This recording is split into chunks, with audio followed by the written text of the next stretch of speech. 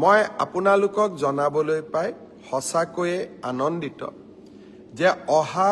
15 তাৰিখে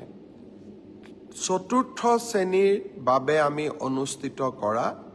এডিআৰই পৰীক্ষাৰ ফলাফলো দিনৰ 10:30 বজাত আমাৰ চৰকাৰৰ ফালৰ পৰা ঘোষণা কৰা হ'ব আৰু এই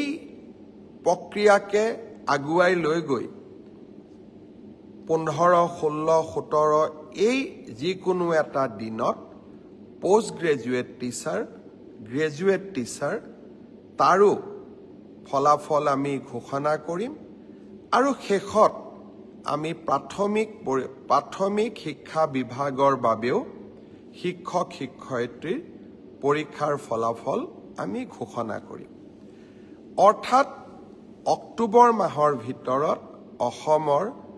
35,000 নিবনুৱা যুৱক যুৱতীয়ে কৰ্ম সংস্থাপন পাবলৈ সক্ষম হ'ব